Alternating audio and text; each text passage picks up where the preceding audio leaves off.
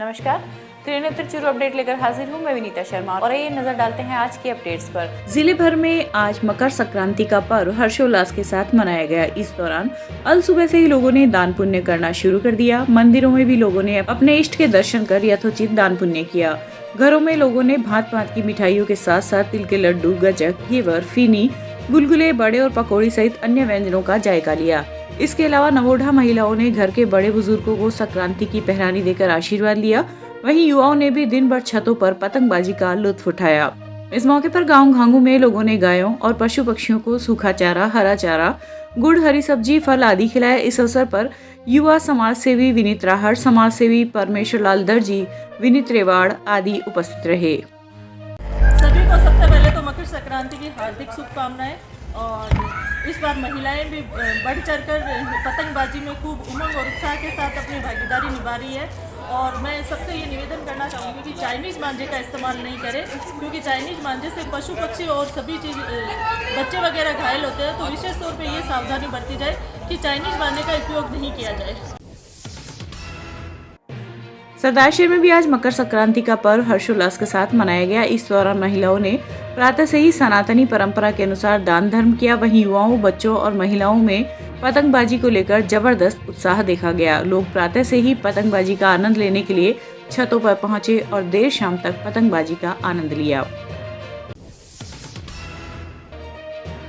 चूरू के ward number 42 में मकर संक्रांति पर्व पर समाज सेवी गोविंद प्रसाद राजगढ़िया लगातार 30 वर्षों से पतंग उत्सव का कार्यक्रम मनाते आ रहे हैं। इसी प्रकार आज वार्ड में पतंग उत्सव कार्यक्रम का आयोजन किया गया। इस दौरान रंग बिरंगी पतंगों को आसमान में उड़ाकर एक दूसरे की पतंग को काटने पर वो काटा के शब्दों के नारे लगाए गए। तारानगर प्रधान संजय कसवा ने बताया कि इस पर्व पर सर्व समाज के लोग एक दूसरे के साथ मिलकर पतंगबाजी का आनंद उठाते हैं। इससे आपसी भाईचारा व प्रेम बना रहता है। इस अवसर पर बालकिशन राजगढ़िया, जय कुमार शर्मा, दीनदयाल सैनी आदि उपस्थित रहे। आज मकर संक्रांति पर्व पर सभी क्षेत्रवासियों को बहुत बहुत बधाई।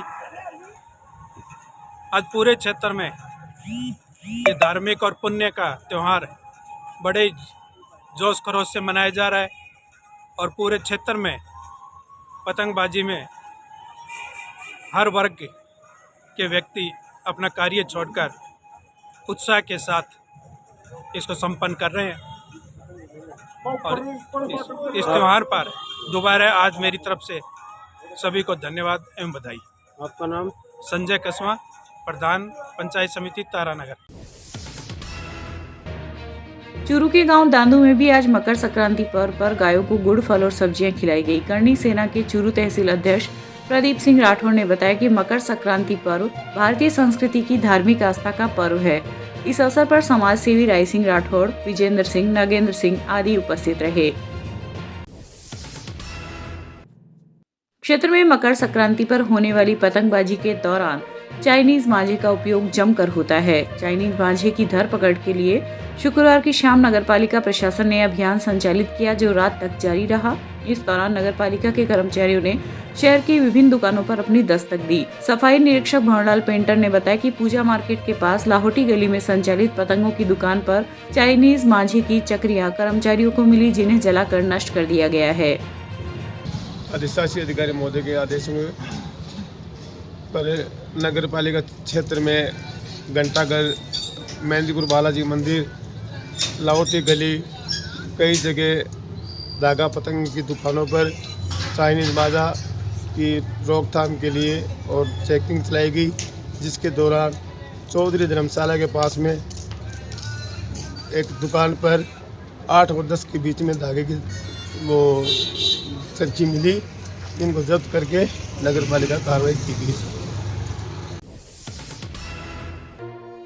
क्षेत्र में पड़ रही कड़ाके की ठंड के कारण जनजीवन खासा प्रभावित हुआ है। आज अल सुबह का पारा जमाव बिंदु पर रहा। इस दौरान खेतों में बोई गई रबी फसलों पर पड़ा पानी बर्फ के रूप में तब्दील हो गया। फसलों में पानी देने वाले पाइपों पर भी बर्फ जम गई। इसके अलावा पक्षियों के लिए लगाए गए पानी के परिंडों में रखा पानी बर्फ के रूप में तब्दील हो गया व घरों में बाहर खड़े वाहनों पर भी बर्फ की मोटी परत जम गई। किसानों की माने तो सबसे ज्यादा सरसों की फसल में नुकसान होने की संभावना है। बर्फ के कारण निढाल हुई सरसों की फसल पर दोपहर तक भी रंगत वापस नहीं आई। गांव घांगू के किसान महेंद्र मुनड़िया, सतपाल तरड़, किसान भवरलाल प्रजापत आदि ने बर्फ जमाने वाली इस सर्दी को फसलों के लिए घातक बताया और चिंता व्यक्त की।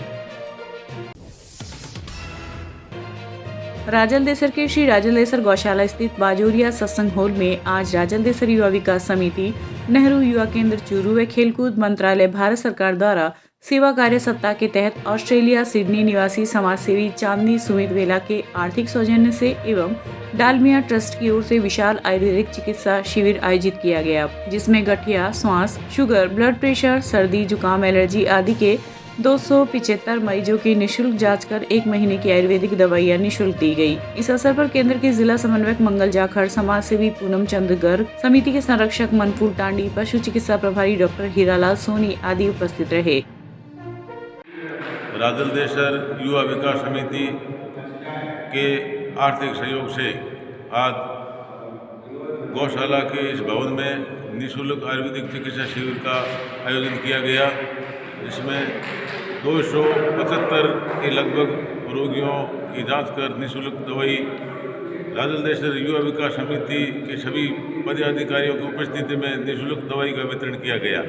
इसमें डॉक्टर टीम भारतीय सेवा समाज और डालमिया सेवा ट्रस्ट की आज इस शिविर में चेकअप करने के लिए हाजिर हुई है। कोरोना से पहले भी प्रतिमाह ये शिविर लगते थे, फिर रोगियों की डिमांड पर उनके आग्रह पर यह निःशुल्क चिकित्सा शिविर का आयोजन राजलदेसर युवा विकास समिति कर रही है। मैं इस अवसर पर उनका हार्दिक आभार प्रकट करता हूं कि उन्होंने इस प्रकार सेवा का अवसर दिया। आज राजलदेसर युवा विकास समिति द्वारा आयोजित निःशुल्क आयुर्वेदिक कैंप का भ्रमण किया। युवा साथियों के प्रयासों से और संपूर्ण युवा समिति के सहयोग से बहुत अच्छे सकारात्मक कार्यक्रम राजलदेसर गांव में भी हो रहे हैं और दूसरे ग्रामीण क्षेत्र के लोगों के लिए भी अनुकरणीय है कि वो भी इस तरह के कार्यक्रम अपने गांव में कराएं।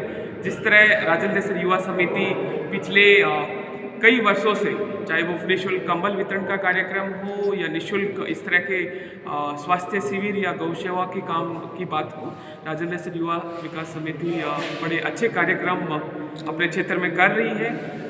मैं आज नेहरू युवा केंद्र चूरू की तरफ से इनके कार्यक्रमों को देखने के लिए आया था और बहुत ही अच्छा अनुभव मुझे इनके कार्यक्रमों को, इनके जो इनके व्यवस्थाएं हैं युवाओं के लिए, पशु पक्षियों के लिए और आमजन के स्वास्थ्य के लिए, वो बहुत ही अच्छी है। मैं उनको नेहरू युवा केंद्र संगठन और भारत सरकार के युवा कार्यक्रम की तरफ से बहुत शुभकामनाएं देता हूं और सभी से अपील करता हूं कि इस तरह की युवा समितियों का सहयोग भी करें और उनके जो अच्छे कार्यक्रम हैं उनका अनुकरण भी करें। धन्यवाद। सरदारशहर के स्थानीय बुनियादी उच्च माध्यमिक विद्यालय में चल रहे आत्मरक्षा प्रशिक्षण शिविर के 6ठे दिन का शुभारंभ doctor Chandrabhan Jangid, CBEO Ashok Pareek, ACBEO Babulal Shastri आदि ने मां सरस्वती के समक्ष दीप प्रज्वलित कर किया। इस अवसर पर अपर ताइक्वांडो का प्रायोगिक अभ्यास करवाया गया और मार्शल आर्ट की विशेष कार्यशाला लगाकर अभ्यास करवाया गया। इस दौरान डॉक्टर जांगीड़ ने आपातकाल में दुर्घटनाग्रस्त व्यक्तियों को किस तरह से बचाया जाए की CPR विधि को प्रायोगिक रूप से बताया। राजकीय उच्च माध्यमिक विद्यालय दूधवा मीठा में आज विद्यार्थियों को स्वेटर, जूते व जुराब का वितरण किया गया। इस दौरान विद्यालय में पूर्व में कार्यरत रहे राम प्रताप बुडानिया की प्रेरणा से सुरेश किला, सरदारशहर के हर्ष कुमार अग्रवाल द्वारा स्वेटर व विद्यालय के कनिष्ठ सहायक दिनेश सिंह द्वारा स्वेटर तथा एक भामाशाह द्वारा 150 जोड़ी जूते व जुराब का वितरण किया गया। इस अवसर पर सड़क सुरक्षा, साइबर क्राइम, पोक्सो एक्ट व सोशल मीडिया से जुड़ी महत्वपूर्ण जानकारी प्रदान कर विद्यार्थियों को जागरूक करने का प्रयास किया गया। नेहरू युवा केंद्र चूरू, भारत सरकार खेलकूद मंत्रालय एवं राजलदेसर युवा विकास समिति के संयुक्त तत्वाधान में आज मेहंदी प्रतियोगिता में भाग लेने वाली छात्राओं का अभिनंदन किया गया। इस दौरान जरूरतमंद परिवारजनों को घर घर जाकर राशन किट एवं गर्म कपड़े भी वितरित किए गए। समिति के अध्यक्ष रतनलाल बारूपाल ने बताया कि समिति द्वारा लगातार सेवा भाव से कार्य किया जा रहा है। यह पखवाड़ा 20 जनवरी तक चलेगा, जिसमें अलग अलग कार्यक्रम आयोजित किए जाएंगे। इस अवसर पर महिला सदस्य मधुश्री माल, एडवोकेट जगदीश बारानिया, धनपत शर्मा आदि उपस्थित थे। 12 जनवरी से विवेकानंद जयंती के उपलक्ष्य में युवा पखवाड़ा शुरू किया गया, जिसमें आज तीसरे दिन मेहंदी प्रतियोगिता हुई, जिसमें बालिकाओं को सम्मानित किया गया एवं उसके बाद जो एक जरूरतमंद व्यक्तियों को राशन सामग्री दी जा रही है।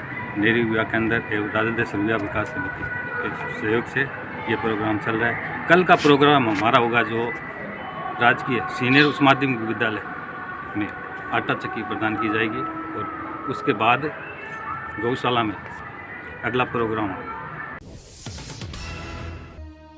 चूरू स्थित लाटा मेंशन के आगे आज समाज सेवियों द्वारा पोष बड़ा महोत्सव का आयोजन किया गया। समाज सेवी राजेश लाटा ने कहा कि इस उत्सव को शीतकालीन मौसम के स्वागत के लिए मनाया जाता है। लाटा ने बताया कि आज भर्ती अस्पताल में मरीजों के साथ आने वाले लोगों व राहगीरों को पोष बड़े खिलाए गए। यह एक पुण्य का काम है। इस अवसर पर शक्ति सिंह राठौर, संजय शर्मा, रमेश खींची आदि उपस्थित रहे। को मकर संक्रांति की शुभकामनाएं। आज हमने सभी मित्रजनों ने मिलकर पोष बड़ा कार्यक्रम का आयोजन किया है, जो भरतिया हॉस्पिटल रोड पे लाटा मेंशन वाली गुजरने वाली मेन रोड पे सभी राहगीरों की सेवा करके उनको पोष बड़ा खिला के उनका आशीर्वाद प्राप्त कर रहे हैं। भगवान हम सबको और हम सबको हमेशा ऐसा ही आशीर्वाद प्रदान करता रहे ताकि हम सेवा प्रदान करते रहे। आपका नाम? मेरा नाम शक्ति सिंह राठौर। मैं इधर मेरा मकर संक्रांति के इस पावन पर्व पर सपना रेजिडेंसी के डायरेक्टर शक्ति सिंह जी राठौड़ व अमित मेडिकल स्टोर व टैक्सी वन चूरू की ओर से और उनके मित्र, उनके सहयोगियों की ओर से ये एक धार्मिक कार्यक्रम का आयोजन आज इस प्रोग्राम पर रखा गया है, जिसमें ग्रामीण क्षेत्र से भरतिया हॉस्पिटल की ओर आ रहे जा रहे सभी आगंतुकों को व चूरू के प्रबुद्ध नागरिकजनों के सहयोग से यहाँ पर पोष बड़ों का कार्यक्रम किया गया है, जिसमें बहुत बड़ी संख्या में लोग जुटकर हिस्सा ले रहे हैं। और मैं साधुवाद देना चाहूँगा, धन्यवाद देना चाहूँगा इस कार्यक्रम के आयोजनकर्ताओं को और साथ ही सभी मित्रों को, जिनके सहयोग से ये कार्यक्रम संपूर्ण होने जा रहा है। और ये कार्यक्रम शाम को 3 छिपने तक, अंधेरा होने तक इसी प्रकार निरंतर जारी रहेगा। आपका नाम? और हर साल ये कार्यक्रम जारी रहता है। मेरा नाम राजेश लाटा है और इन्हीं भाइयों के साथ मैं कार्यक्रम करता हूं।